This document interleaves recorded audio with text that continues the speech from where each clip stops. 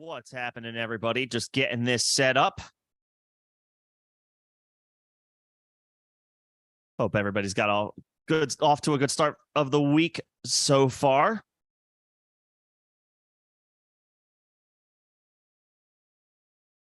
Welcome to another episode of Face Mask Fantasy.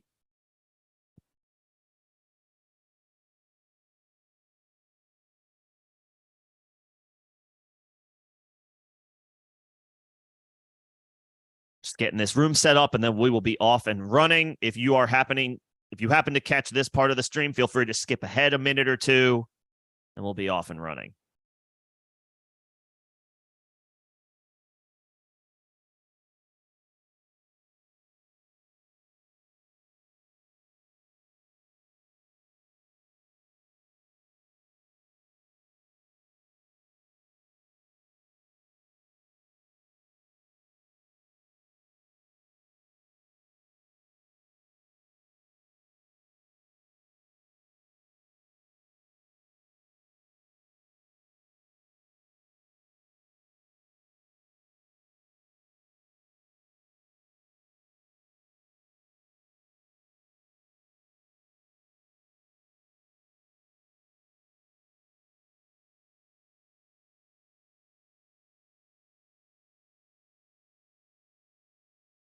All right, should be off and running.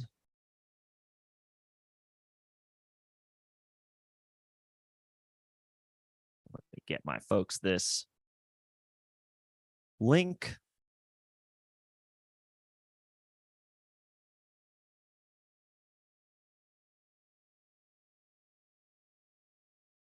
We should be good to go shortly. Lots happening recently in the football world as football season gets closer and closer. We've got some running back signings. We'll talk about those today. I will fire off this puppy. And of course, I spelled puppy wrong in the description.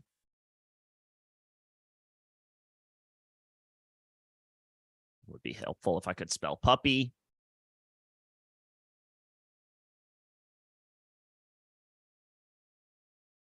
And now we're good.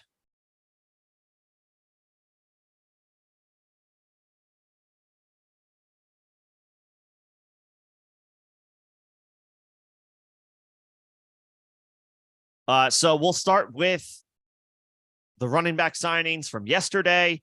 The big dominoes, of course, to fall. Ezekiel Elliott signs with the New England Patriots on a one-year deal. Dalvin Cook also on a one-year deal to the New York Jets. It's been rumored for the past couple of weeks that he was pretty much between the Dolphins and the Jets as far as where he could potentially sign. He ultimately chose New York. Miami is also a contender as well. And to be completely honest, that backfield feels a little bit more wide open than the Jets does, because Breece Hall, yes, he's recovering from the torn ACL, but he was activated off of the PUP list today, today being Tuesday, August 15th, with plenty of time to practice and be ready to contribute in some way, shape, or form for at least week one. So it's a pretty quick turnaround time that we can now expect from Breece to at least be on the field.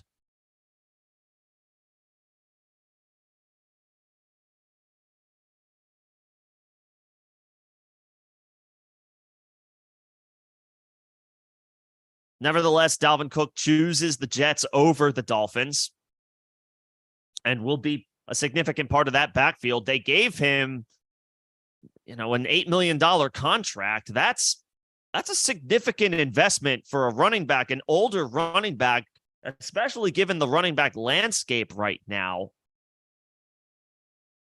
That is a significant investment.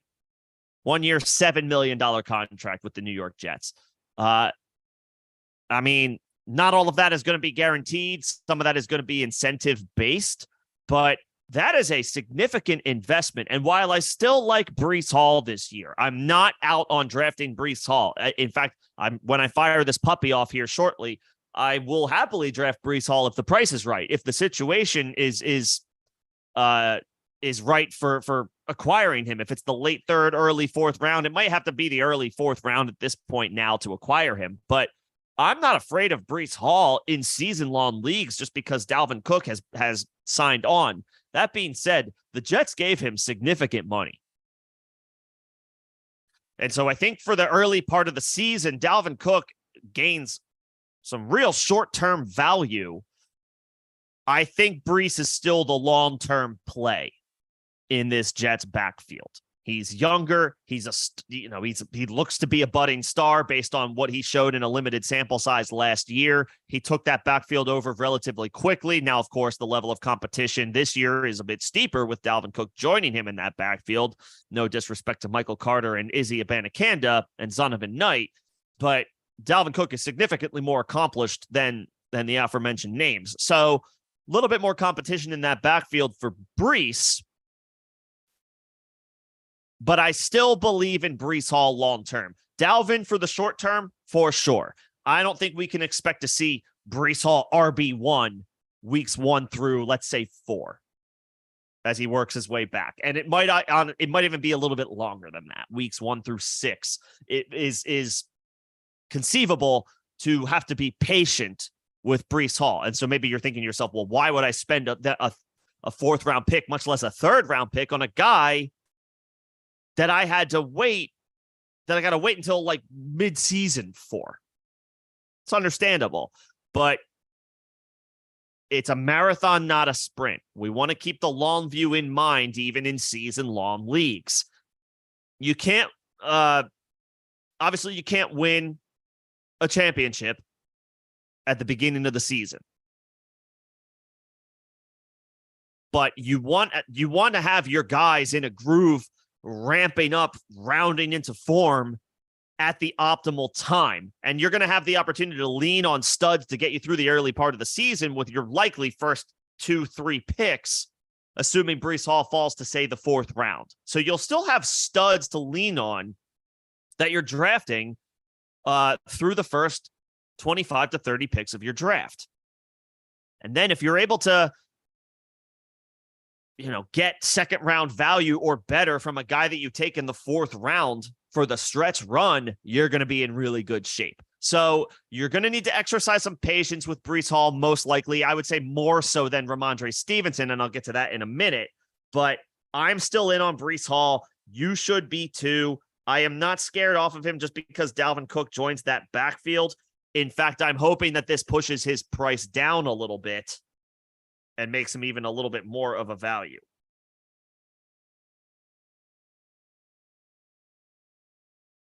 What's going on, Alex? Good to hear that, I guess you're on the mend. Hopefully everything was a success. As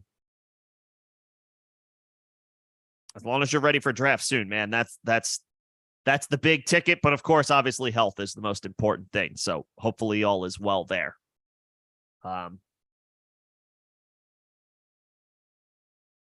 Keep us posted on the recovery there.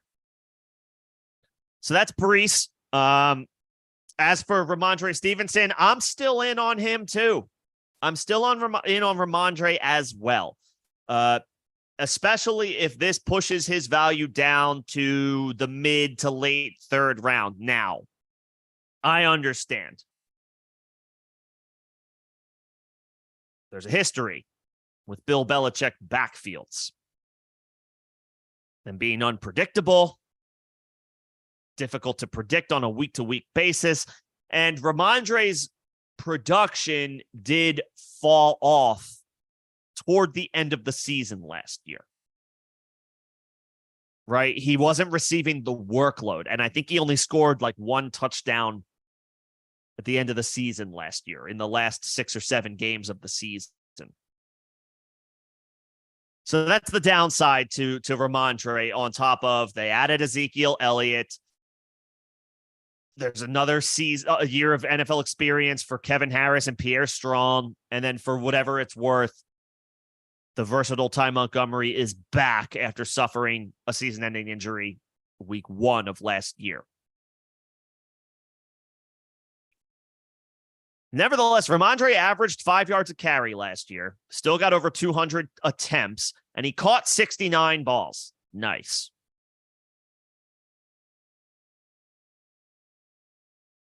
That is an RB1 workload in today's NFL. When you get 280 touches, that's an RB1 workload. And I think it's fair to expect Ramondre, even with the addition of Ezekiel Elliott, he should get at least another 250 this year. And with the amount of times he catches the ball, he should be able to find continued success, even with Zeke joining him in the backfield. Yes, Ezekiel Elliott did score 12 touchdowns last year, but touchdowns are a high variance statistic that you can't rely on year over year. Plus, his efficiency has gone off a cliff. It took a nosedive last year. Under 4 yards a carry. Well under 1,000 yards rushing, despite getting over 200 carries. The efficiency went down. And with older running backs, with 2,200 career touches like Ezekiel Elliott has, those efficiency numbers aren't improving. At best, in a best case scenario, they stay stagnant.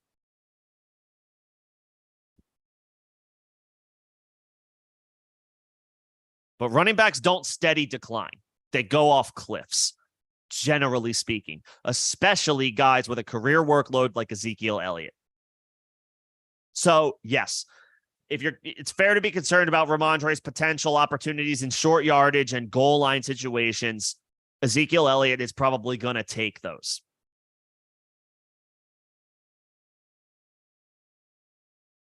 But he still needs to deliver from an he still needs to actually deliver the goods.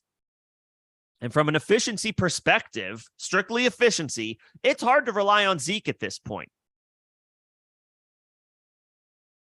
He'll also probably be in there, yes, on some third downs, but he'll be in there for pass protection. I will give Zeke his flowers. I won't totally poo-poo him. Ezekiel Elliott is still an upper echelon pass blocker at the running back position. He will be in for pass protection. When Ramondre gets third down opportunities, he's going to be running routes. He's not entirely going to be taken off the field on third down because he is still their best and most versatile option on third down, at least in the backfield. So I hope that Ramondre Stevenson's ADP falls closer to the 3-4 turn. And if it does, I'm still very much in on Ramondre Stevenson. It's true. Bill Belichick-led backfields are difficult to predict on a week-to-week basis.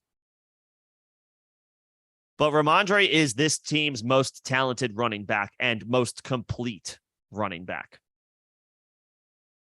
69 catches last year supports that. Alex, speedy recovery on that. A torn ACL is a lengthy recovery. Obviously, best wishes on that. Hopefully return to form sooner than later, just like they do in the league. Sorry to hear that.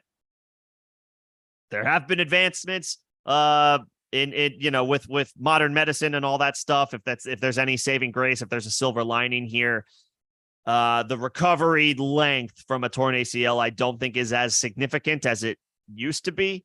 But obviously, best wishes, man. Hopefully all goes well in the recovery process.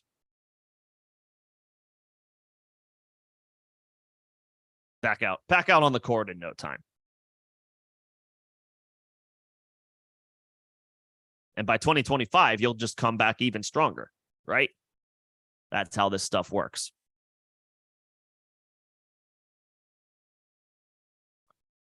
So suffice to say, still in on Ramondre Stevenson at what I can only assume is going to be a slightly reduced cost. Still in on Breece Hall and what I can only assume is going to become a slightly reduced cost. All offseason long, Ramondre Stevenson has been a top 25 pick in one quarterback leagues. Breece Hall has hovered in the 35 to 40 ADP range. I mean, if that falls into the 45 ADP range, I'm all in. You're going to have to be a little patient, especially at the beginning of the season. Probably, I would say I'll just go ahead and say for the first 4 to 6 weeks of the season, let's not expect a whole hell of a lot from Breece Hall. But as he ramps up over the course of the season, as he gets stronger, as he gets his reps, as he gets his snaps, as time moves forward, as he moves farther and farther away from the injury, we can expect the strength in the knee to be regained, find his sea legs by midseason, ideally into the stretch run as we start looking toward the fantasy playoffs out in the week 9, 10, 11 range. I think it's fair at that point to expect to be able to rely on Breece Hall. And maybe that feels maybe that doesn't feel worth it as far as, well, why would I spend a top 40 pick on him if I have to wait that long? Because if all goes well, you've got a guy with top 5 upside going into the fantasy playoffs. Breece would be a bona fide first round pick, probably in the top 6 or 7 of drafts, maybe only behind Christian McCaffrey as far as the running backs, had the injury not occurred. I think that's fair to say. I think those expectations are fair to put on Breece Hall when you factor in draft capital, age, and what he showed last year. So I'm just fine with Ramondre Stevenson still. I'm just fine with Breece Hall. I got to be honest, the needle isn't moved too far for me on Ezekiel Elliott. I'm just worried about the fact that he has accumulated 2,200 career touches. You're pretty much, at this point, Zeke feels like a touchdown or bust type of player. That's hard to rely on a week-to-week basis for fantasy purposes. The Patriots will take it, but for fantasy purposes on a week-to-week basis, that is a difficult thing to try to rely on.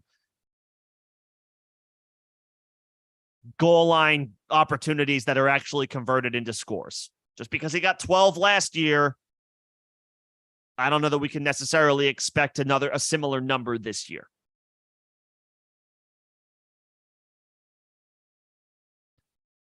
With Dalvin Cook, his ADP is much higher. He doesn't have the career workload that Zeke has as far as tread on the tires. What he does have is a history of shoulder separations that have caused him to miss time in every season other than last year. Last year, I think, was the first season of Dalvin Cook's career that he didn't miss a game. Obviously, with any player, doesn't matter what position, how old they are, whatever, we always hope for a clean bill of health, no matter what.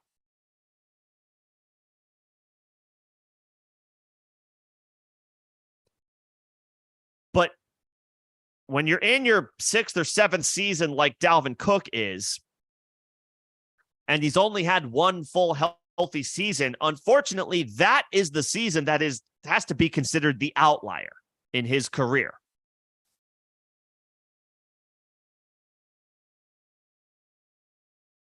So while I do and have taken Dalvin Cook at an ADP of around 100, because that's about where it had settled in prior to in the time since Dalvin Cook was released from the Vikings and signed yesterday by the Jets, his ADP has hovered around 98, 99, 100 in one quarterback leagues. That's probably going to go up a little bit now that he actually has a team, right? The uncertainty of his situation is resolved. So the average drafter, the casual drafter, is going to value him a little bit higher than they did 48 hours ago. Right? So with an ADP of 100, I'm fine taking shots on Dalvin Cook because there's plenty of, reservations about Dalvin Cook baked into an ADP of 100. But if that climbs 10, 15 spots now that he officially has a team, I don't know that I'm going to be in on him if I'm going to be in on Breece Hall. Yes, Dalvin Cook, I would expect, is the more valuable Jets running back from weeks, let's again say, 1 to 6 this year. But I'm willing to roll the dice once we're officially a full year removed from Breece Hall's torn ACL. I got to imagine from week 7 or 8 onward, the guy I'm going to want in that backfield is Breece, the younger guy that the team used a second-round pick on last year. That's a premium resource on a running back in today's NFL. And we saw why Breece was deserving of that selection last year in a limited sample size. Weeks 1 to 6, sure. Dalvin Cook with an ADP of 98 or 99, yeah, that's fine. And of course, Dalvin Cook's not going to miraculously disappear once Breece is up to speed. But that expected rushing share is going to flip-flop once Breece is back to being Breece. Instead of a 60-40 split in Dalvin Cook's favor, it's going to be a 65-ish split in Breece's favor, I would say by week 8 or 9. Week 7, 8, 9, somewhere around midseason.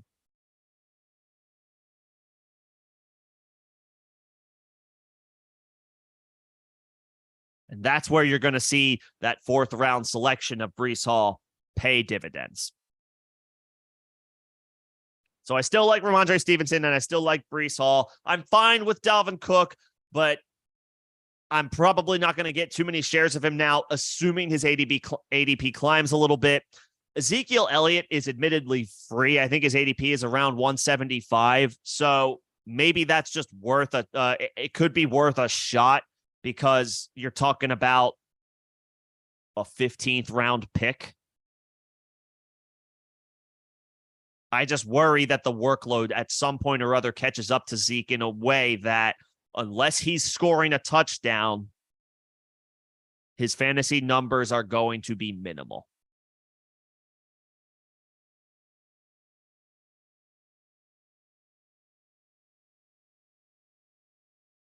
So we'll see. That does it for the major pieces of information as far as the running backs.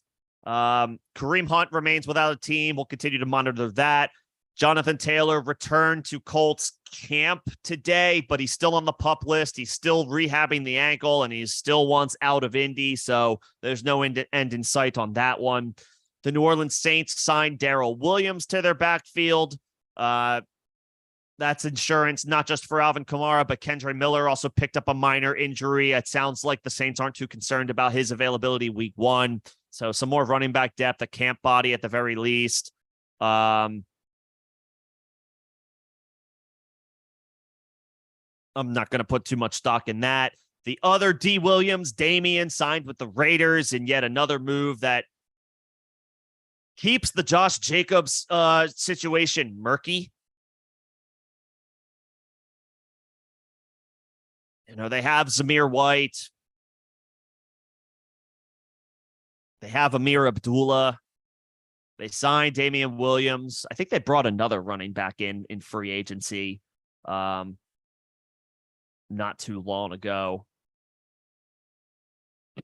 Make of that whatever you choose. It could be an indication that the Raiders straight up have no intentions of coming to some type of compromise or agreement with Josh Jacobs.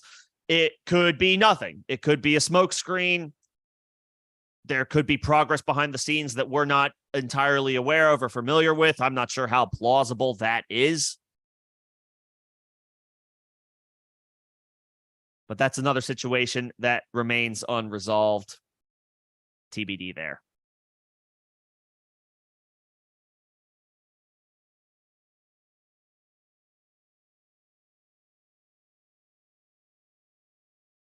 So with that, I'm going to go ahead and fire off this puppy. So you guys are free to follow along as I do this. It's going to be a little difficult to time this one up. There is a bit of a delay because I am going to be screen sharing through Zoom. So it's probably going to be tough to try to time this one up. Alex, I see your question about audibling. Why don't you and I try to coordinate in Discord? It'll be a little bit easier to do a real-time coordination there. There is a bit of a delay as I get from Zoom to the YouTube stream. So it's going to be difficult to time that one up. Plus, I think I need to add a little bit more to my account to actually be able to enter a Best Ball Mania. There's been a big investment in Best Ball this year. So I'm going to table the Best Ball Mania until we finish the stream. But I will do a puppy. Going to fire this off here. Apologies for the slight delay. It's going to be difficult for me to take suggestions from you guys real time. If you guys have any thoughts or feelings about how you want to see this play out.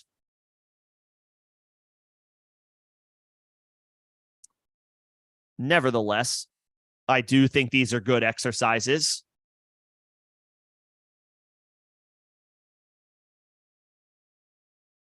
And I want to make sure you guys get an opportunity to see them. So let me just make sure that this is working as intended. It should be.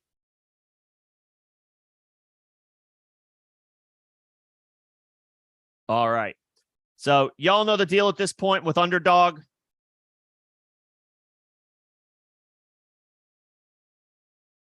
going to be $5 per entry. Gonna go ahead and fire this off.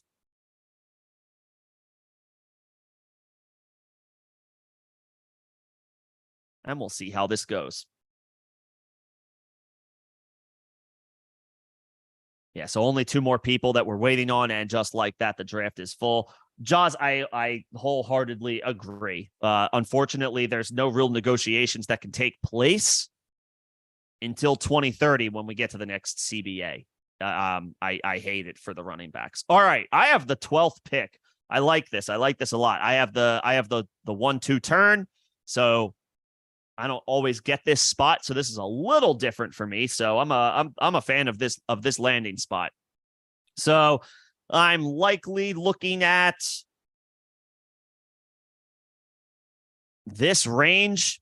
So maybe I can grab Nick Chubb and then one of these wide receivers. I think I would lean Devontae Adams, 1, because I don't have too many shares of him, and 2, I feel much more comfortable with him now that I know that we're working with a healthy Jimmy Garoppolo. But we'll see how this shakes out.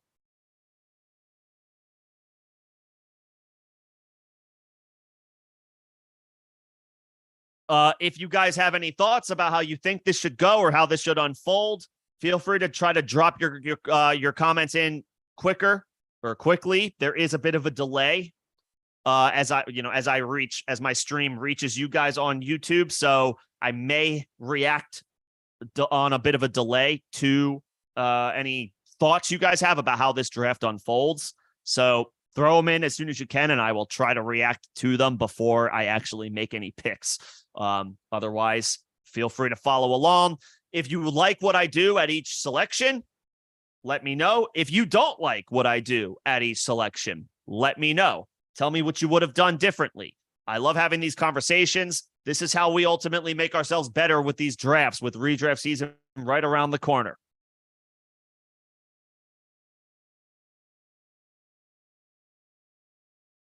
Pretty chalky so far.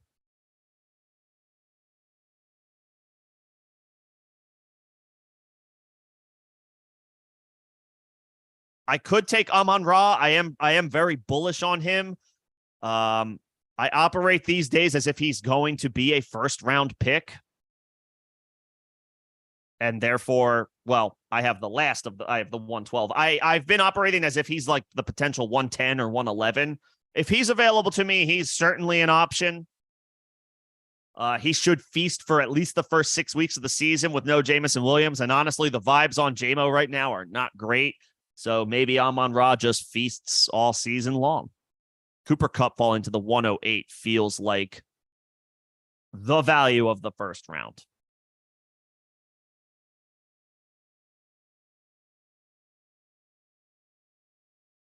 So we'll see what happens here. I do think I'm going to grab Nick Chubb if he falls to me. I'm not holding my breath, just so I can lock in that RB1 who I know is going to play at this point and is on. 1 is excellent as an individual player, and 2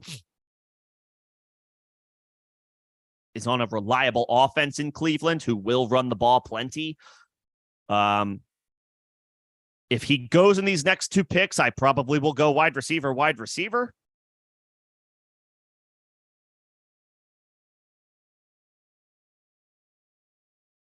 No surprise there. A.J. Brown goes.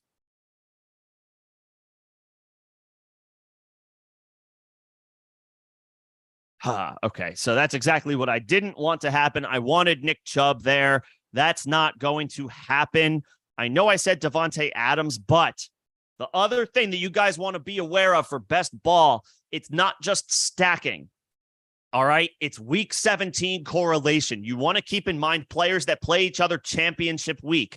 These two guys right here, the Cowboys and the Lions, they play each other championship week. So this is kind of an easy decision to make here. I'm going to grab CeeDee Lamb, who is a stud. I'm going to grab Amon-Ra, who is a stud.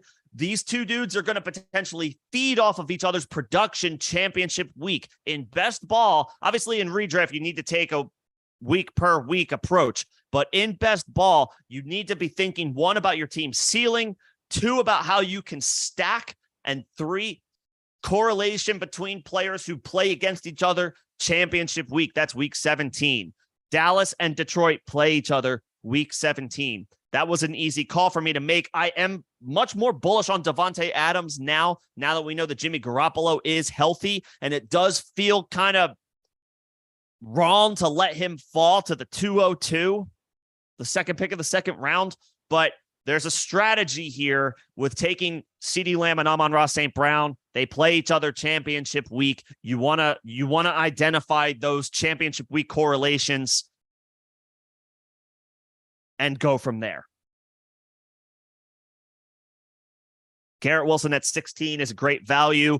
This person who took Jalen Hurts took A.J. Brown at the 110. So again, you want to build stacks. You want to find stacks that when you corner the market, so to speak, when you kind of like funnel production with utilizing a high octane offense, like utilizing one team, a quarterback throwing to a wide receiver, you minimize risk and you maximize your ceiling. This is a great value. Tony Pollard at the 207. I think Tony Pollard is going to be a first-round pick next year.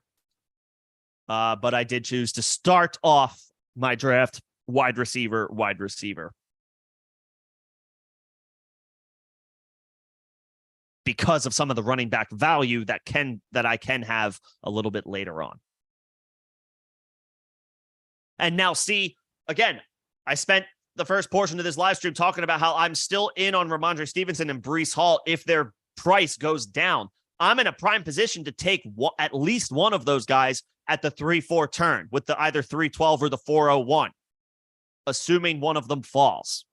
And I would be willing to bet at the very least Breece is available there to me. I have no problem grabbing him if that's the case, especially if a guy who I really like, who would play into my week 17 strategy, Jahmyr Gibbs, if he's off the board.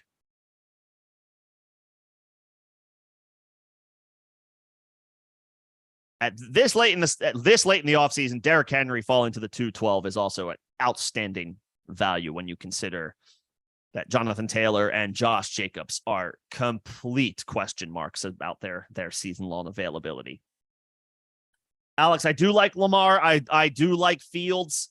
I don't expect to get Lamar at this point. I'm taking the over on Richardson's expected rushing production this year, but I'm not going out of my way to grab him because I do think that he's going to take his lumps as a rookie throwing the football.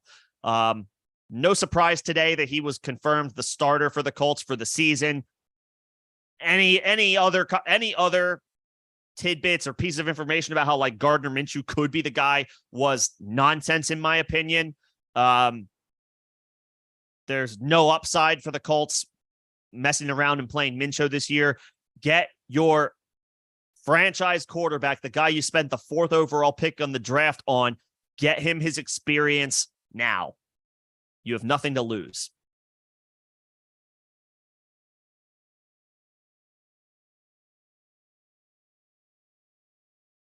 So Ramondre doesn't fall too far. He had, he typically goes in this range, maybe a little sooner. Maybe he was going by closer to the 2-3 turn. So he doesn't fall that much.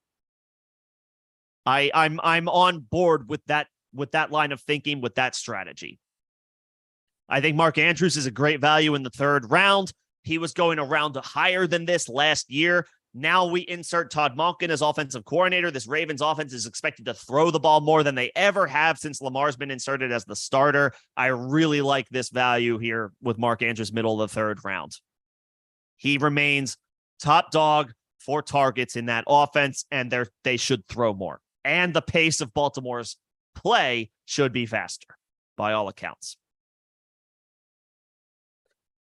I can't believe I'm saying this, but I am probably, if Josh Jacobs makes it to me here, I am probably going to pass. I just don't feel very good about how this looks. I'd much rather have Jahmyr Gibbs if I can get him here. There goes Josh Jacobs. I don't have to worry about that.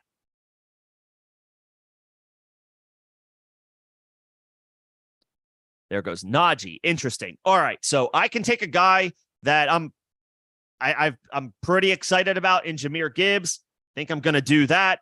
I'm going to go ahead and cue him up again. It plays into the narrative that I have built with my first two picks in best ball. Identify championship week matchups and try to take players from those two teams. Plus, Dallas, Detroit. I don't even know where the game is. It doesn't matter. That game's going to be in a dome. No weather concerns late in the season. Give me Jahmyr Gibbs. Lock that guy in. I could also take Breece Hall here. I could. But I'm going to take a wide receiver that I think I'm going to take a wide receiver here that I am pretty bullish on. In a Sean Payton-led offense, I expect the Broncos to be much better this year. Yes, I'm passing on a quarterback here. I'm passing on Lamar Jackson. But I can get some quarterback value later on in the draft. Plus, again, stacks are important in these drafts, in best ball. So I have a little bit more added value now for me personally in guys like Dak Prescott and Jared Goff. Those are the quarterbacks I want later on. So I will take those guys later and continue to load up on running backs and wide receivers that I feel like are strong, top-heavy frontline options. I think Jerry Jeudy as my wide receiver 3 is that this year.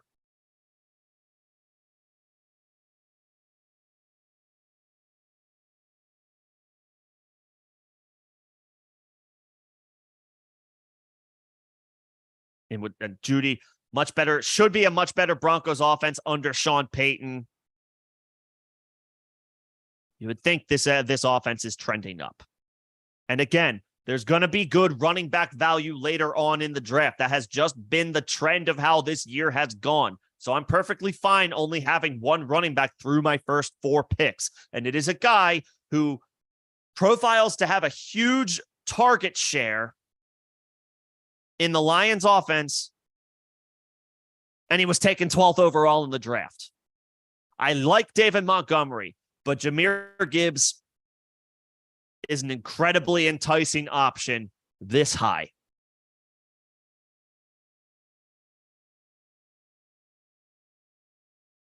Yeah, I mean, Richardson is certainly enticing. There's plenty of upside with Anthony Richardson, and I would be ecstatic if I had him in Dynasty. In season long, I'm not opposed to taking him. It's just the week-to-week consistency is going to be a lot to ask of him in year one with this offense, especially if they don't have Jonathan Taylor. That's a really good value. Just going to call that one out right now. That's a pretty damn good value for Breece Hall at the 410. I'm not that scared of Dalvin Cook to the point where I'm shying away from Breece Hall for that long. I opted for Gibbs over him, who we know is healthy and has no, at least NFL wear and tear yet.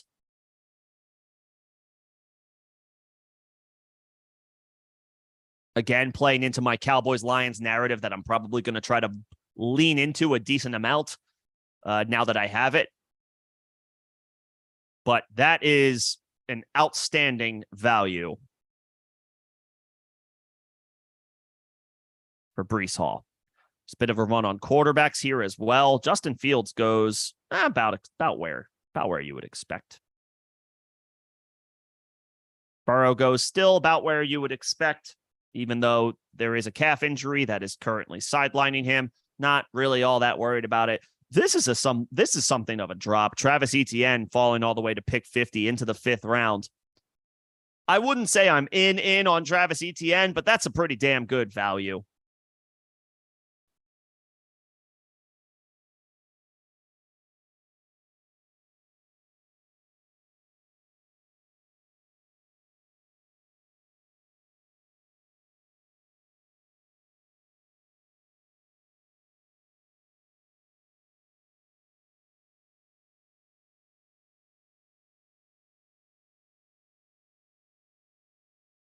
Three picks away.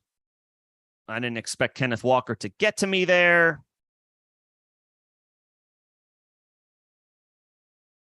I mean, I'll take Jackson Smith-Njigba.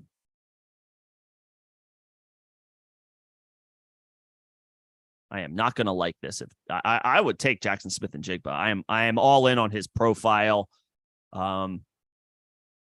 All right. And I can take him, and I will. I'm going to go ahead and cue him right now. The other question here is what to do with my other pick. I'm kind of feeling Marquise Brown because I do expect Kyler Murray to play much sooner than expected. But there's a part of me that kind of wants to pivot here and take one of these Bucks receivers that I don't have too many shares of. I'm just looking down the list. I mean, there are some enticing running backs here. I really like Cam Akers this year.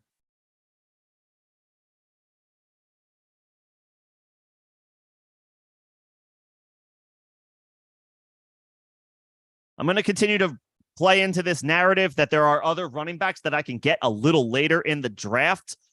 I don't know how bullish I am on the Bucks passing game this year, but what I do know is, for better or worse, Jarvis Landry was a pretty damn good player playing as a pretty exclusive slot wide receiver with Baker Mayfield as his quarterback. Chris Godwin is a significant talent upgrade over a guy like Jarvis Landry. I got to imagine Baker Mayfield keys on him this year. And he's still only 27 years old. He's fully healed from the torn ACL he suffered at the end of the 2021 season. He's now a full year plus removed from that. Let's take a shot on a guy that I don't have too many shares of in Chris Godwin. Let's roll the dice on that one.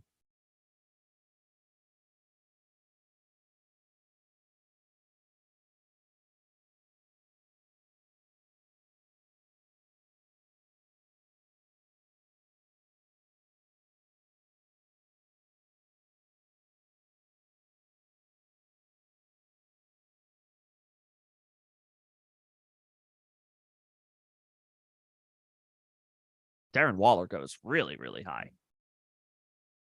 Well, not really, really high, about 8 picks above ADP, but ahead of George Kittle. I mean, that's a significant investment.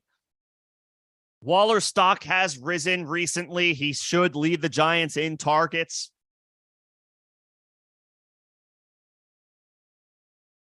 If he's fully healthy, he certainly has, I would say, better than an outside shot to continue to finish as a top 5 tight end. These guys aren't going to fall to me, but these are the guys that I do like with an ADP inside or around 75. If I am going to take a tight end and I can't get Travis Kelce, Kyle Pitts and Dallas Goedert this year, you guys. Go look at Dallas Goedert's per game production last year before the injury. Even after the injury when he returned, it was about as consistent as it gets. And the Eagles should have to throw the ball more this year than they did last year. They have a much more difficult schedule. They're not going to have big leads in the fourth quarter like they did consistently last year. They're going to have to throw more frequently in the second half of games than they had to last year. Here's my, this is the guy. I do very much like Kyle Pitts this year, especially at cost. His cost is finally something that is reasonable and not outrageous like it has been the first 2 seasons of his career. So I certainly like him at his depreciated cost, but Dallas Goedert, man, this is the guy. If I'm going to invest early in a tight end or relative to punting the position within the first 75 to 80 picks of the draft, that's the guy I'm interested in. I think Kyle Pitts at 73 is a really good value. I'm up in about 9 picks. These are the running backs I'm potentially looking at, and I would be very happy to get either one of those guys.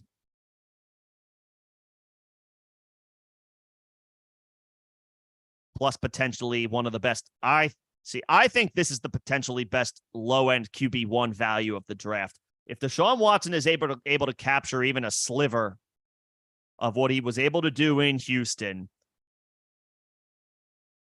with a full healthy offseason under his belt, good weapons, a good offensive line,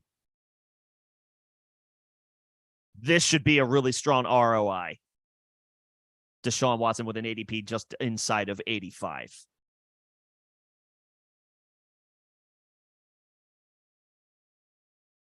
I feel really strongly about my group of wide receivers that I've put together, so I will be looking to pivot to other positions at this point.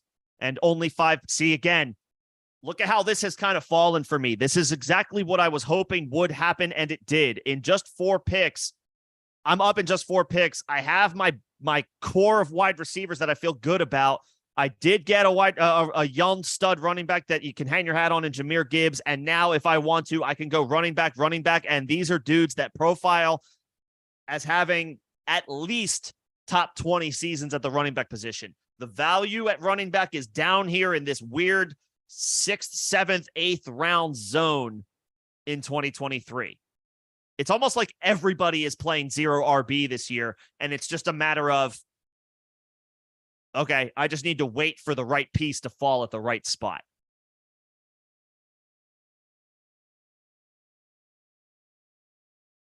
I miss out on Brandon Cook, so I'm not going to get a full Cowboys stack. But man, see, like this fell pretty good in my favor. I like James Conner as a bell cow, even though it could be on a bad team. I do like DeAndre Swift. I don't have too many shares of him. Rachaad White profiles as incredibly enticing. And honestly, I think James Cook does as well. He's going to be the guy that I go ahead and queue here. I want to walk away from this draft with James Cook. I don't have too many shares of him. I think he's going to catch a lot of passes out of the backfield. I feel good about that one. I love Rachaad White, but I do have Chris Godwin, so I don't know how much I want to lean into the Tampa Bay backfield.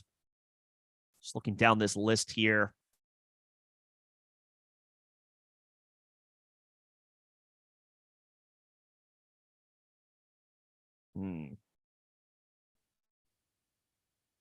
It feels a little icky. It's not like my favorite pick in the world, but I am going to go ahead and just grab James Conner here. Injury concerns are real. Arizona potentially being a bad team is very real. That being said, I feel it's not really that much of a secret anymore. It's not very sneaky or anything like that. But Kyler Murray's going to play, I think, sooner than a lot of people still expect. And so that boosts Connor's floor a little bit more here. I thought about going Rachaad White. I love Rachaad White this year. I think he's going to be spectacular. But having already drafted Chris Godwin, I don't know how much I want to lean into a Tampa Bay Bucks offense that's going to be led either by Baker Mayfield or Kyle Trask. So I'm just going to consolidate to Chris Godwin. I am going to let Rachaad White go. It doesn't feel great, but that's a little bit more of me diversifying my assets here, diversifying the types of players that I've invested in over the course of the offseason in these best ball drafts. James Cook certainly plays into that for me. I think he's going to catch a ton of passes for Buffalo. Obviously, Buffalo's backfield is way more non-traditional than other backfields with how they operate, with Josh Allen basically being their best runner, but they throw it a ton. James Cook is their best pass-catching running back. I have to imagine he sees the field a ton, especially on third downs. want to take a shot on him right now. And so I did diversify a little bit. Same deal with Connor. I do have more Rachaad White shares than I do James Conner, so I went in that direction. Man, I think that's a really good value for Rachaad White, to be completely honest. He fell 10 spots below ADP.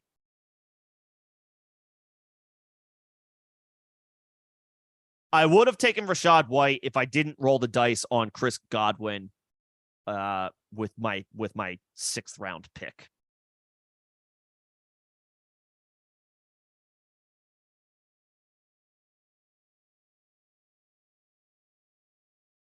So I'm up in 10 picks. If I can get Dak Prescott and complete the stack with CeeDee Lamb, I will. I could also stack Geno Smith with Jackson Smith and Jigba. So there's a couple of options here. The guy I definitely want to get at quarterback, and I may reach down a little bit to secure, is Jared Goff, because I have both Amon-Ra St. Brown and I have Jahmyr Gibbs, who obviously that's not as traditional of a stack as a quarterback to a wide receiver, but we expect Jahmyr Gibbs to catch upwards of 50 passes this year. If we expect his receiving profile to directly translate to the NFL, have to imagine the Lions are going to try to utilize him in that way when you make a guy the 12th overall pick in the draft.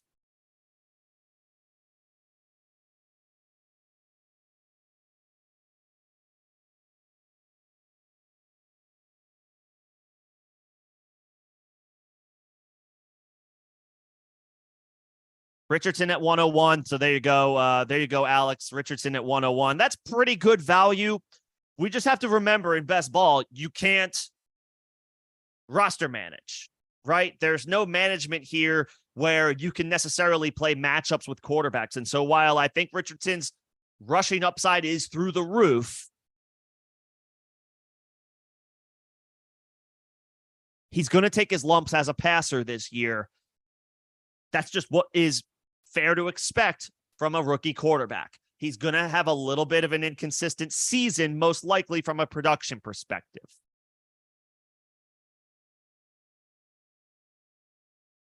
There goes Dak. That is annoying. That is annoying.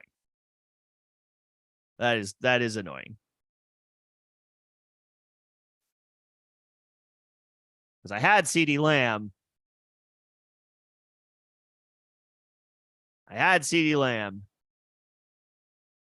And I guess I rolled the dice a little bit, but that's where I wanted to take. That's where I wanted to take Dak. All right.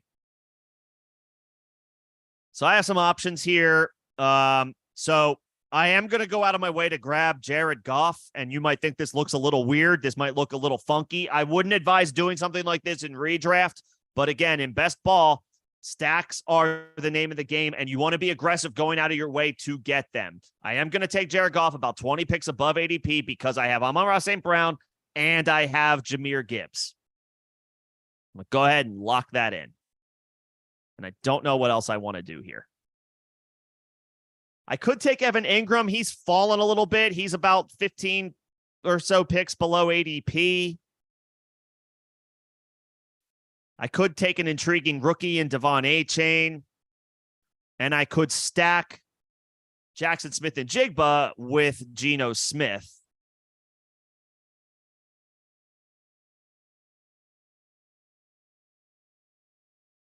I'm going to play for upside and grab Devon Achane. Oh, no, I missed my pick. All right, well, I'm an idiot. So I did get Evan Ingram, I guess, at a discount. I'll take it, I suppose. I'm not super thrilled about that. I did kind of want to take a shot on Achane because I do like the idea of rolling the dice on upside, but I took too long, so that one's on me.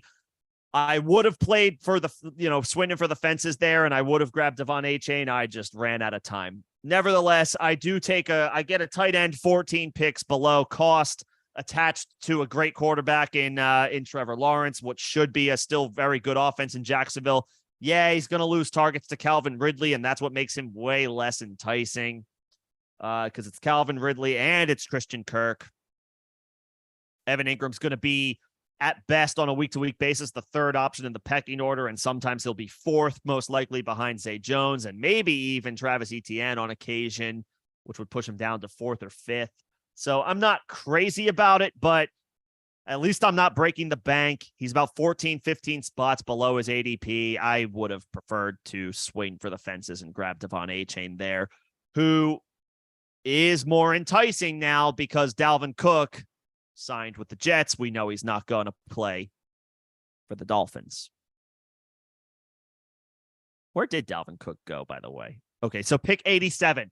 Yeah, see, so that's obviously not breaking the bank, but at that cost, I'm out. I'm out. I don't want to pay that price for Dalvin Cook at this point if I'm going to be tooting Breece Hall's horn. If I'm going to be suggesting that I still am in on Breece Hall, especially if he's a fourth round pick at this point, at least in best ball, I'm not going to want Dalvin Cook.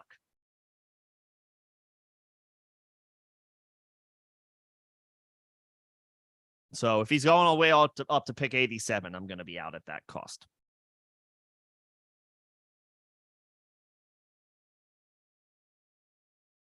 So we're about to finish up the 10th round. So that's 8 more rounds of this. If anybody's got any questions you want to ask, I'm happy to take those in between making picks. Thoughts about any one specific thing as we head into the season. It could be dynasty related. It could be redraft related. If anything that's on your mind, a guy that you're maybe on the fence on, happy to take questions from the chat while we work our way through this puppy. And then if anybody's interested, I know, Alex, you said about pivoting to a Best Ball Mania draft. We can coordinate that in Discord. When there's no potential delays or timing concerns during the stream. But appreciate y'all coming in and hanging out. Always a pleasure.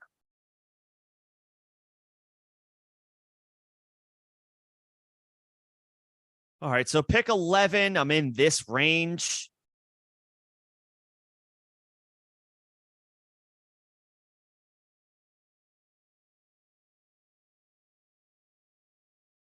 There's some running backs I could grab down here.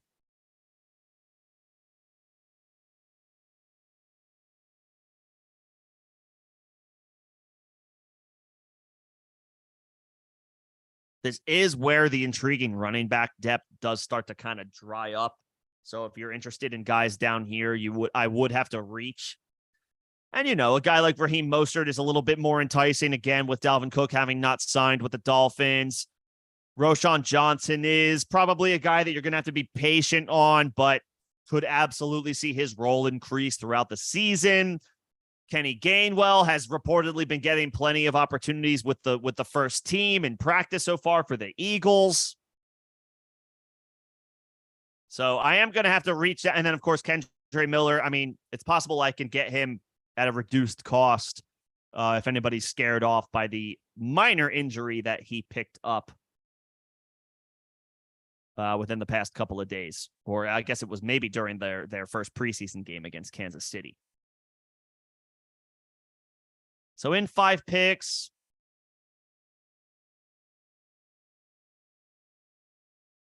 not crazy about Elijah Mitchell just because he's had a real difficulty staying healthy, but I wouldn't mind grabbing another running back at this point. I don't really want Damian Harris because I grabbed James Cook again in best ball. Not again. In best ball, I don't grab handcuffs. You want to make ceiling plays. You want to make ceiling picks with each pick. You don't want to play for your floor. If you play for your floor in these best ball tournaments, let's call a spade a spade. You're not going to win. All right. Well, I will take Jerick McKinnon. Hell. I'll take Jerick McKinnon, and I'm also going to take Russell Wilson because I have Jerry Jeudy. So I didn't get the week 17 Cowboys Lions stack that I wanted. I wasn't able to get Dak to stack him with CeeDee Lamb, but I will grab a 4th running back here with Jerick McKinnon, who should catch some passes in Kansas City, and he's attached to Patrick Mahomes. So I'll take it. I will need a third quarterback because their bye weeks are the same, but I'm also going to grab Russell Wilson here as my QB2 because I have Jerry Jeudy, and you want to build stacks. Stack it up. And then I could grab like a 6th wide receiver at some point later, an RB5 at some point, a tight end 2. Fill that stuff out. I don't know if Kyler Murray's going to fall to me, but again, the vibes seem to be slowly but surely improving on Kyler Murray playing at some point this year and possibly sooner than a lot of people expect. Are we expecting 20 plus points per game, scrambling around and making plays with his legs, Kyler Murray? No, but Kyler Murray has consistently put up QB1 numbers on a per week basis when he's healthy. If I can have him 150 plus picks into a draft, I will roll the dice on that.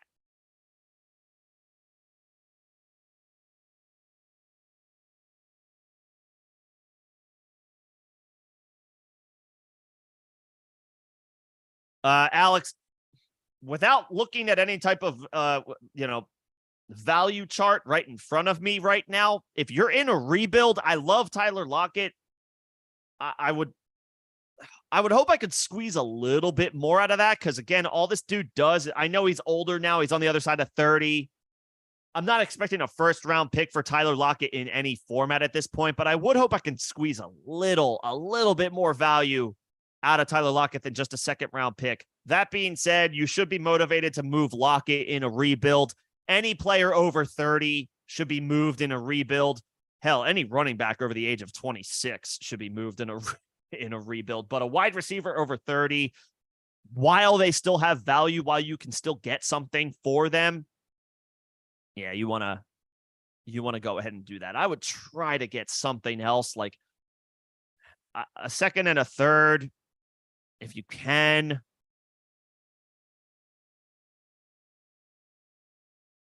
But you should be motivated to move off of Tyler Lockett and any player over the age of 30 in Dynasty in a rebuild. They just don't, they're valuable, but they're not valuable to your team.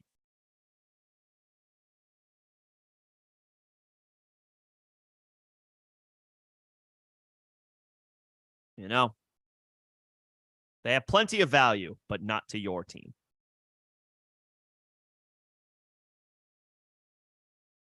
So I am up in about 10 picks.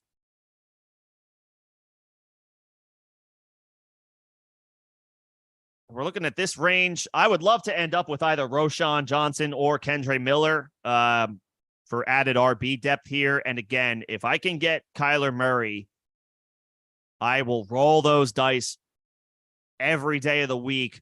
The vibes around the Cardinals stink. The vibes around Kyler Murray specifically, I feel like they're slowly trending up. And it's hardly any type of risk taking a guy who's a QB3 with QB1, a track record of QB1 consistent performances, 150 picks into a draft.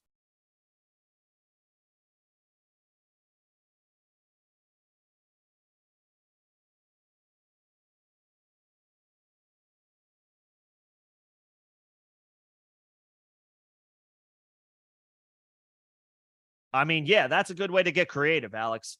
Lock it and flip your second and a player for a first.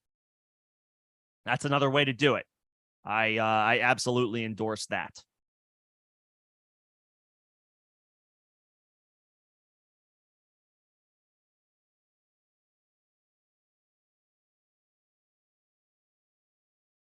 I assume these wide receivers, maybe one of them is left available to me, but I assume these guys are going to be gone. Now there goes Ezekiel Elliott, about 20, 25 picks above what his cost had been all summer. I know he can just kind of fall into the end zone, and that gives you a flex play just like that.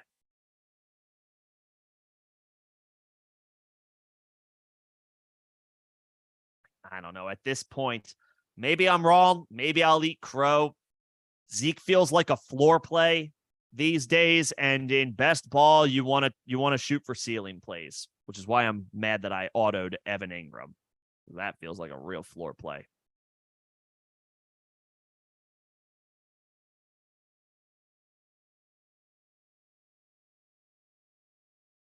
mean, if I can get a Van Jefferson here, 15 picks below his ADP, I cursed myself. He goes, of course, one pick before I get the chance to take him. All right. Well, I am going to stick to what I had been saying I was going to do. I'm going to grab some more running back depth here with Roschon Johnson. Looked kind of decent with the opportunities that he got. And I am going to, again, I'm going to swing for the fences. I know he's coming off an ACL. He's probably not going to run as much as he usually does. That being said,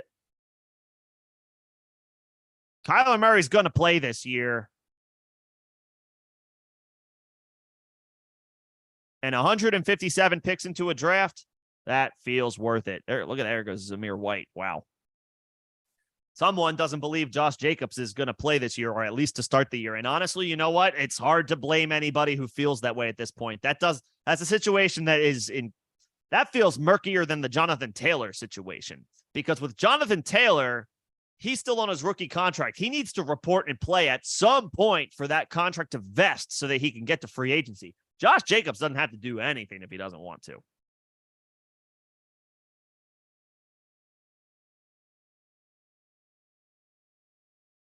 Josh Jacobs doesn't have to play on the franchise tag. He'll still be a free agent next year. Jonathan Taylor is still on the last year of his rookie deal. No matter what happens, if he wants that year to count so that he can get to free agency next year, he's got to play. I don't think in order for that situation to play out, I think he can wait until about week 11 or so to report. So again, if you're missing him for the first 10 weeks of the season, then that's not going to be a draft pick you want to make. But Taylor is going to have to play at some point this year for that contract, for that last year of his contract to play out.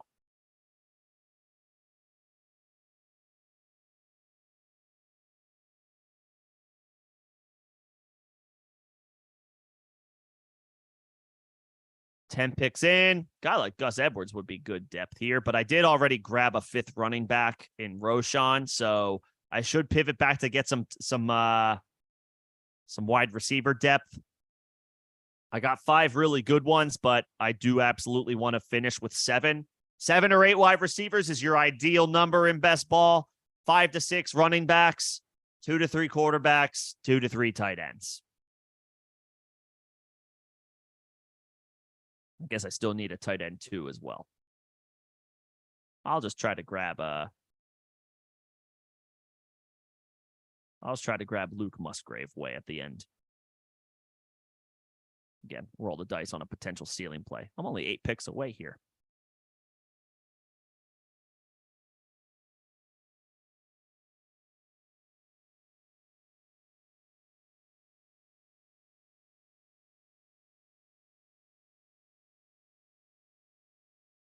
Yeah, see, like, no disrespect to these guys. Oh, what the hell? Luke Musgrave is gone.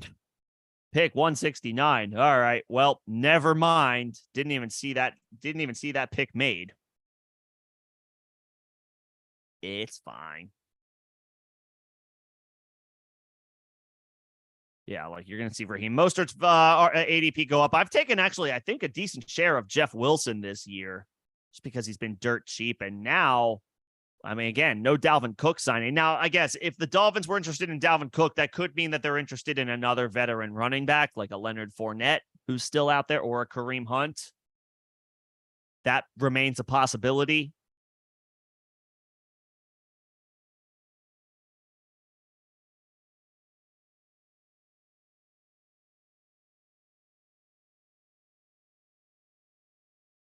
I've taken so many shares of Rashid Shaheed. It just, you want to be, when you do a million of these best ball drafts, you want to be careful about overexposure to guys just kind of protect yourself.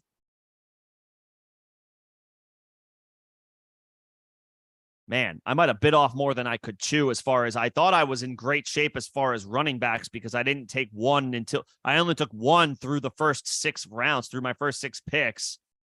Now here, there's some great value here, but I want to take another wide receiver. I guess I could go 6 and 6.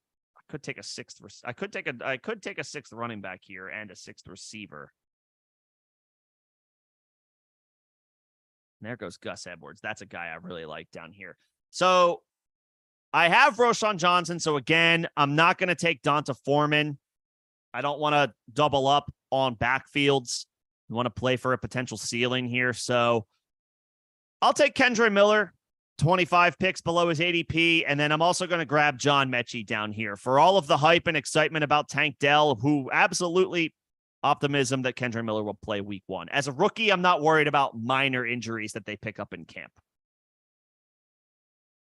Major injury or injury that forces them to miss several weeks. Okay, fine. One where they're still on track to play the first week. I'll take that. And then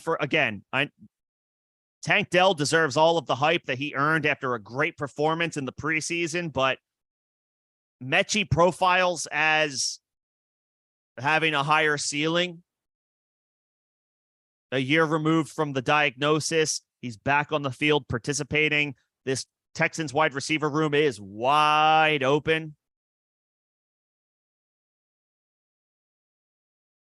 That's the guy I'll take my shot on as my wide receiver 6.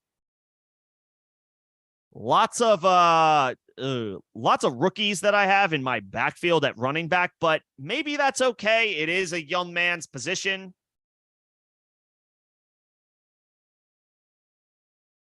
Could be a cream rises to the top type of situation for guys like Roschon and Kendre Miller. Now, not to take anything away from Khalil Herbert in Chicago, who was on the field, I think, for all of Justin Fields' snaps and looked spectacular.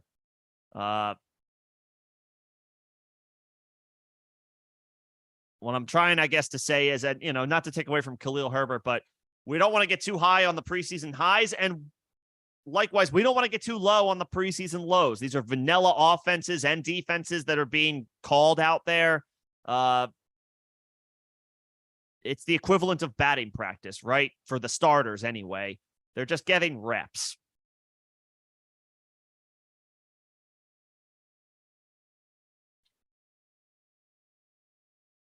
Donta Foreman is maybe the best value in the Bears backfield, all things considered. But I'll take a shot on the rookie.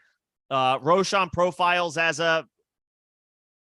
maybe he's not a bell cow year 1, but I mean, he's got the size.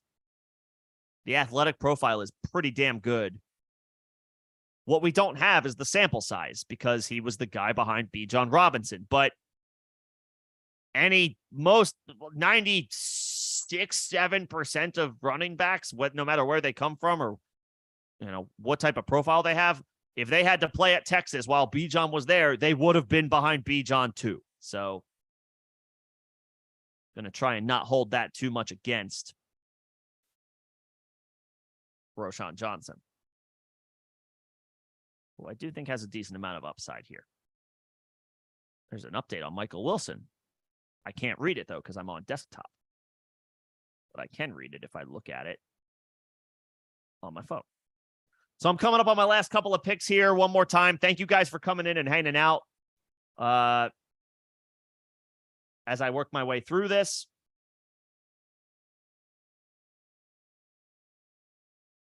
Any last questions? I'm happy to take them before this shuts down.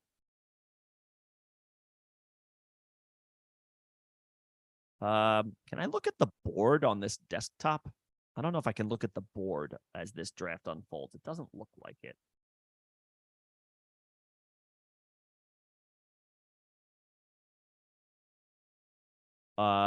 That being said, I would like to grab Michael Wilson here as my 7th wide receiver and pair him with Kyler. I'm losing out on all of these potential tight end 2s.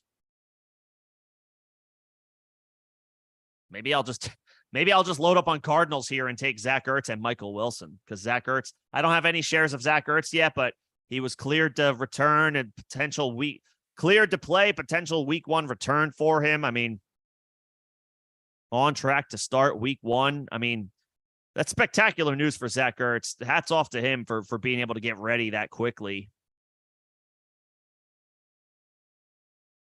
given when the injury took place and the severity of it. Like, good for him. Oh, no, they took Michael Wilson from me. They stole my boy. All right, that's fine. There's still a good.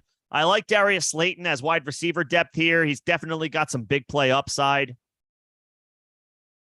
As an 18th round pick, well, last pick of the 17th round, I feel okay with that. And I need a tight end to pair with Evan Ingram.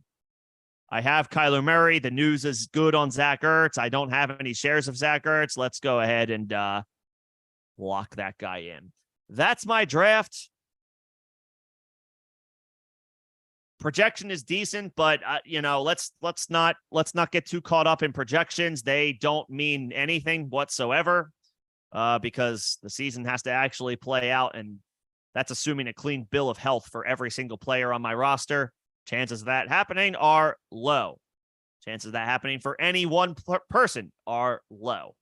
That being said, I think this turned out okay. Quarterbacks are Goff, Wilson, and Kyler Murray. I took Goff about 20 spots above ADP to build the stack with Amon-Ra St. Brown and Jahmyr Gibbs. Hence the high cost. Running backs, I got a lot of rookies, and young players in general. So we'll see what happens. They're a sandwich between a couple of veterans. Jahmyr Gibbs, James Cook, James Conner, Jerick McKinnon, Roschon Johnson, and Kendre Miller. I think there's some upside picks here, especially with the rookies. Might have to be patient with Roschon and Kendre Miller, but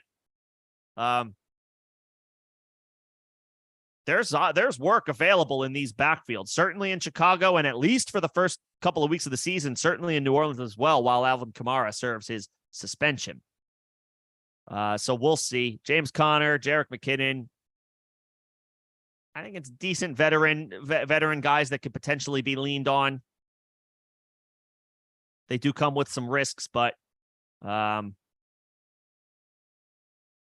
there's upside for Conner in the form of him being a potential bell cow, and Jerick McKinnon should see a lot of third down opportunities with the Chiefs.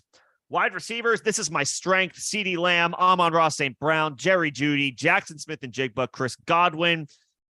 Went heavy at wide receiver for the first 5 picks and then rounded it out with John Mechie and Darius Slayton for some depth. I feel pretty good about that. Tight end is Evan Ingram and Zach Ertz. Not exactly gonna tout that collection of tight ends, but Ertz was medically cleared to return to the field. Sounds like he's on track to start week 1. What that could mean for actual production remains to be seen. That being said, that is a great development for him. And I have Kyler Murray, so it creates a bit of a stack. Evan Ingram was not my intended pick at pick 109. I did want to swing for the fences and grab Devon Achane, but I ran out of time because I was talking and I got distracted. And so I ended up autoing Evan Ingram. I don't love it. He feels like a floor play in a format that you need to play for the ceiling. And so I'm not crazy about it, but I got him about 14, 15 picks below his ADP. So you live with it. And that's the draft. I don't think I can look at the board, unfortunately. So we can't look at everybody else's teams in here. Oh, wait, this should do it. There we go. All right. Can I pop this out?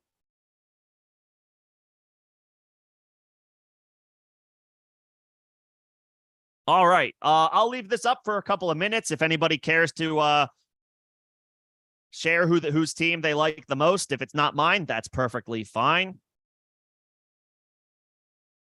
Team 1, just early thoughts. I wouldn't have done this.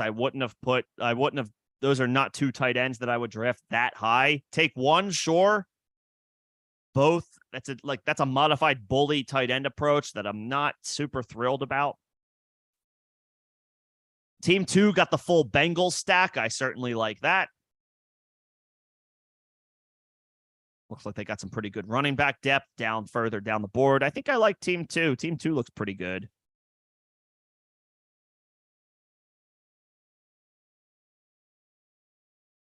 Team 3 is robust at running back, but looking a little light at the wide receiver depth, although they did get my guy, Dallas Goedert, this year. I'm bullish on Dallas Goedert. By all means, if y'all have any thoughts about this as you're looking at it, and I'll try not to scroll too much because I know I can, I know you guys don't have any control over this, but if there's any one team that you like the most, let me know. I'll keep it here so you can see the first 7 rounds at least, and then that way I'll keep it. It's a stagnant slate for you guys to kind of digest. I won't touch it. Obviously, this gives you a little bit of the meat and potatoes of most teams' draft board and how things fell into place. Team 4, maybe did they get the full Dolphin stack? They have Tyreek and Jalen Waddle. I'll have to check quick if they got Tua to round that out. That would be pretty good. Like Team 4, I think Team 4 looks pretty good. Team 5 got the Kelsey Mahomes stack, and then attacked wide receiver, and then did running back later. So pretty traditional in this day and age in today's fantasy landscape. That's pretty traditional. It's almost not traditional. It almost goes against the grain these days to start off running back. That's what Team 6 did, Eckler and Tony Pollard. That being said, I do think Pollard is going to be a first-round pick next year. So I think that's really strong value.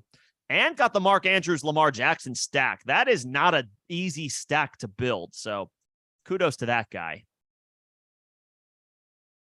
I actually like his team despite not having gotten some wide receivers until the 5th round. Or her. Don't want to assume anything. Team 6 looks pretty strong. Team 7 takes Bijan, Olave, Amari Cooper, Christian Watson. I like that start a lot. Got, sprinkled in Madison in there. Got some other good wide receiver depth with Gabe Davis and Quentin Johnson. I do think Gabe Davis is a much better value this year than he was last year, and the Bills did literally nothing at wide receiver, so I'm fine at his course-corrected cost compared to last year when he was overpriced. I was in on him as the offseason kind of moved. As we moved to the offseason, I was in on Gabe's price. That did backfire.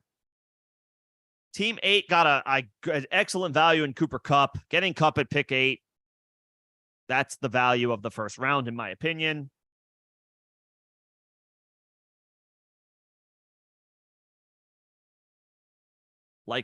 Obviously Saquon is Saquon. I really like Keenan Allen as a 3rd-round pick this year.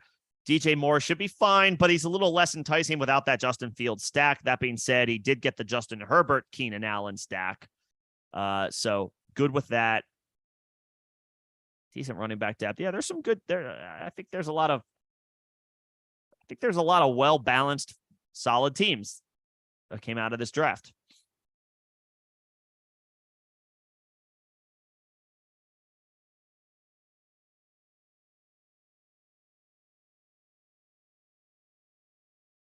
I guess the one that potentially looks a little volatile is Team 10. The Hurts Brown stack is perfectly fine, but Josh Jacobs is a huge question mark.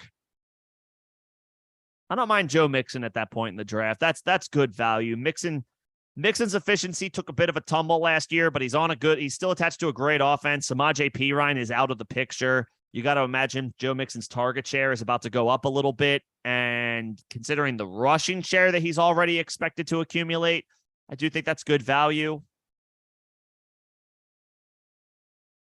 Yeah, I guess that, that's pretty good. Brandon Cooks as your wide receiver 3 is a little dicey, but he is a spike week play, and in best ball, those guys are crucial. Team 11, Nick Chubb, Devontae Adams. Can't complain about that start one bit. Najee Harris at 35. I mean, I originally had Najee Harris, I think, as like my RB11. I might be moved him down a bit to about the RB12 or 13. I still think he's definitely got low-end RB1 upside, and he'll have slightly higher upside. He'll have plenty of not plenty, but he should have several weeks at least where he eclipses those expectations and gives you some bona fide, clear-cut top 8 performances.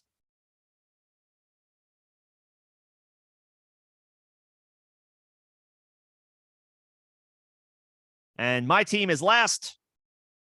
Went CD, Amon-Ra, 1-2. Grabbed Gibbs, grabbed Jerry Jeudy, grabbed Smith and Jigba, grabbed Chris Godwin, and then got my running back depth late with James Cook, James Conner. I went down and aggressively grabbed Jared Goff because I have both Amon-Ra and Jahmyr Gibbs. So in best ball, you want to grab those stacks. I'm not happy with myself. I let Evan Engram become an auto pick for me. So be it. This guy did get the full Dolphin stack, by the way. Good for him or her, whoever it is.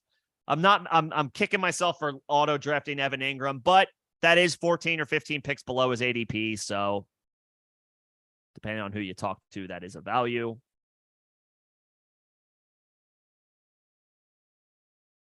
Was able to stack Jeudy with Russell Wilson.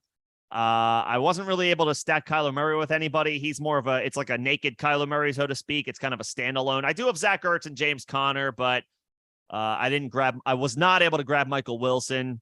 That being said, I do think Kyler Murray is going to play much sooner than later, much sooner than I think a lot of people maybe expect. Is it possible he gets shut down late in the season if the Cardinals have a bad record as expected? Sure.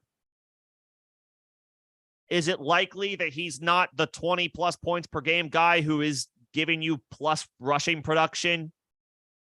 Fair. Yeah. Especially, less than a year removed from the injury. Yeah, he's probably not going to be running a ton.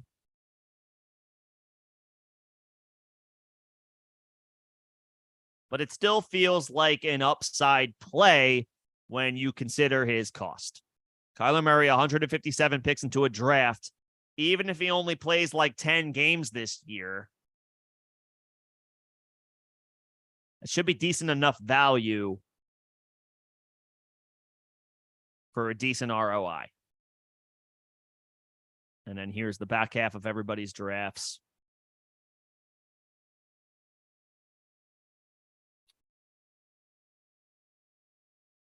Make of that whatever you choose. I do believe this team 11 is the team that ended up with Devontae Adams, so I would have taken Jimmy Garoppolo to stack him up. But that's not my team. It's not my call.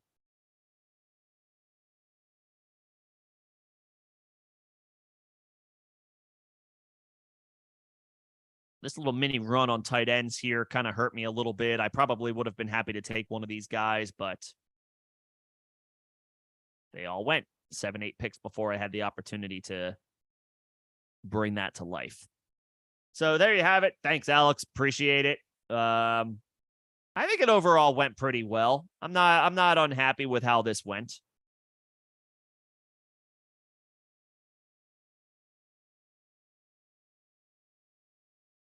Should be pretty good.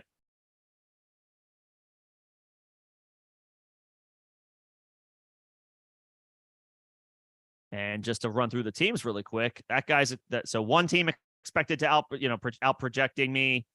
One, still just one. Still just one. Okay, that one is out, that. So there's 2. 3.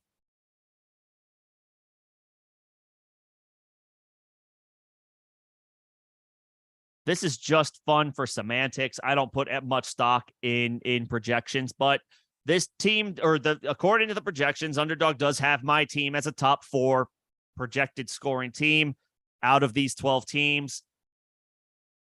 Take that with a grain of salt.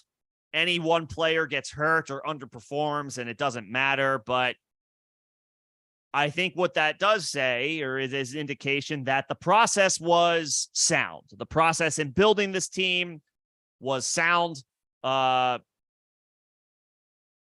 calculated, makes sense as it pertains to what type of build you're looking for. And that's all you can ask for at the end of the day with a team that you cannot manage once the season kicks off. So I think that about does it.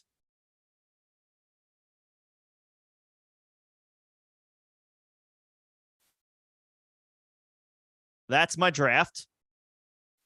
And with that, I do not see any other questions in the chat at this time. So I do think I can go ahead and call this one. If there are any last minute questions, or and if you guys want to talk through anything specific, happy to take them. If not, I can shut this down for the evening. Appreciate you guys as always coming in, hanging out, talking shop through the draft. That's what makes this thing fun. That's what makes this enjoyable. I'll